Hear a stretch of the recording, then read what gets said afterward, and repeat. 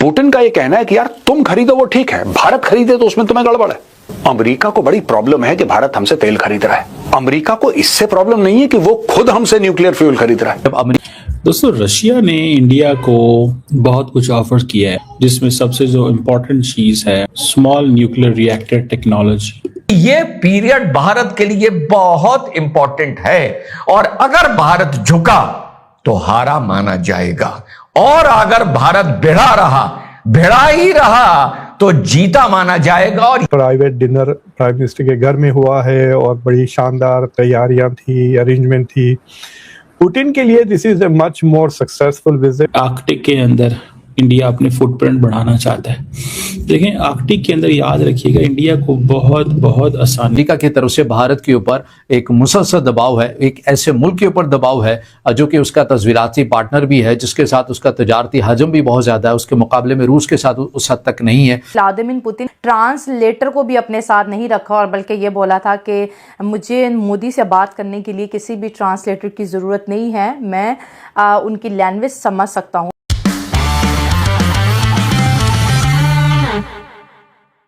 Vladimir Putin जो है वो रगड़ रहा है बुरी तरीके से अमेरिका को।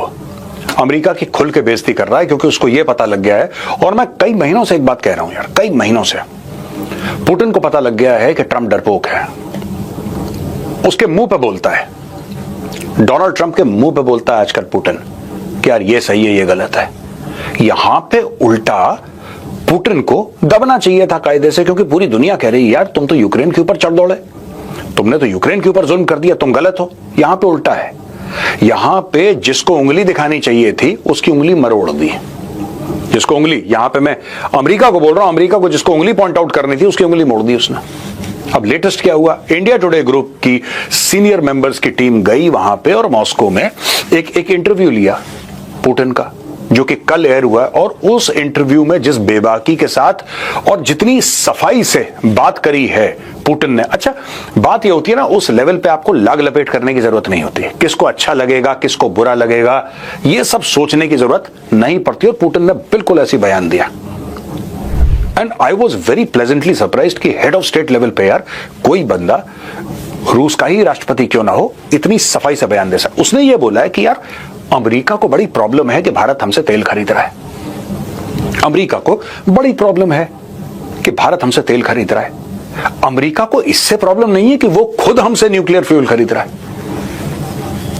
आप समझ रहे हैं? ये देखिए साहब, the United States itself still buys nuclear fuel from us for its own nuclear power plants. That is also fuel. If the US has the right to buy our fuel, why shouldn't India have the same privilege? Fuel काय के लिए? Energy के लिए। भाई वो जो nuclear fuel खरीद रहा है अमेरिका रशिया से, क्यों खरीद रहा है? एनर्जी के लिए, एनर्जी के लिए, राइट? भारत जो तेल खरीद रहा है वो क्यों खरीद रहा है? एनर्जी के लिए। पुतिन का ये कहना है कि यार तुम खरीदो वो ठीक है, भारत खरीदे तो उसमें तुम्हें गड़बड़ है, तुम्हें बुरा लगता है कि भारत क्यों खरीद रहा है, भारत क्यों खरीद रहा है। और इंडिया यूरेशियन इकोनॉमिक यूनियन जो फ्री ट्रेड एग्रीमेंट है उसकी भी बात हो रही है अब। और सबसे बढ़ के पुतिन साहब ये कह रहे हैं कि बजट अपनी नेशनल करेंसी में बात करनी है, एंगेज करना है, क्योंकि वो तो डॉलर को कमजोर करना चाहता है। तो India is basically working with the Russia to weaken the dollar. वो तो डॉलर को कमजोर कर रहा है, ठीक है जी। वो कहते हैं जी Russia reliable oil coal gas के सप्लायर है, तो हम ये सब कुछ इंडिया को देंगे।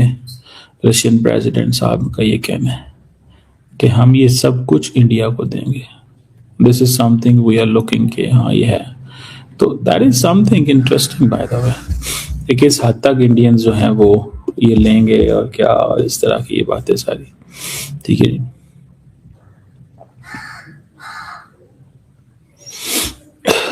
तो ये चीज जो है दैट इज देयर। दूसरी तरफ अगर हम ये कहें कि जो जैसे मैंने न्यूक्लियर रिएक्टर टेक्नोलॉजी की बात की, इंडिया की ब्रिक्स के हवाले से उन्होंने बात की है, क्या नाम है उनका, मोदी साहब, उसने पुतिन ने। तो दिस इज समथिंग सिग्निफिकेंट। अब इंडिया जो है वो अपनी फार्मास्यूटिकल इंडस्ट्रीज जो है वो उसको लेके चलेगा वहाँ पे, और मेडिसिन्स और ये सारी चीज़ें, इंडियन टेक्नोलॉजी जो है वो वहाँ जाएगी। इसी तरह आर्कटिक के अंदर इंडिया अपने फुटप्रिंट बढ़ाना चाहता है। देखें, आर्कटिक के अंदर याद रखिएगा इंडिया को बहुत बहुत आसानी है, ठीक है ना जी। आर्कटिक के अंदर उनको बहुत आसानी है। ये क्या कि रशियंस तो हैं ही आर्कटिक में, उनको तो मैप अगर देखें तो वो तो आर्कटिक है ना। तो अगर वो आर्कटिक में है तो इंडियंस जाके उन्हीं की बेसिस पे जाके बैठ जाएंगे एंड वहां से फिर वो आगे चलेंगे, उनको वेलकम किया जाएगा एंड ऑल दैट। मुझे नहीं याद कि रशियन प्रेसिडेंट जो है कभी हमारे कंट्री आए हों, और अगर वो आने का सोचें भी तो हमारे कुछ इतने ज़्यादा कॉम्प्लिकेशंस हैं पॉलिसीज़ या नेशनल सिक्योरिटी के पॉइंट ऑफ व्यू से कि हम उन्हें रिसीव नहीं कर सकते। इतने तो रोला पाया ना कि भाई पुतिन को पाकिस्तान ने कैसे रिसीव कर लिया। सो ये चीज़ें हमें देखनी चाहिए और इससे सीखना भी चाहिए। कारपूल डिप्लोमेसीज़ की अगर हम बात करें और आगे थोड़ा बढ़ें तो हम देखते हैं कि जब वज़ीर आज़म उनको अपने घर लेके पहुंचते हैं तो वहाँ पर न सिर्फ इंडियन रशियन फ्लैग नज़र आते हैं बल्कि वो एक लाइटिंग भी इस तरह से उन्होंने ऑर्गेनाइज की हुई है जो कि इंडिया और रशिया की दोस्ती को इनलाइटेंड करती है, प्रोटेक्ट करती हुई नज़र आती है। और जो कॉरिडोर में दोनों लीडर जो हैं बातें करते हुए गुजरते हैं, तो ये चीज़ें जो है इंटरनेशनली बहुत ज़्यादा जो है अहम समझी जाती हैं। और इसके ऊपर बात करेंगे और डिनर के ऊपर कौन कौन से खाने जो है पुतिन को सर्व किए गए, डिनर के ऊपर क्या बातें हुई, क्योंकि ये भी अब सामने आ गए, ये भी आपसे डिस्कस करेंगे।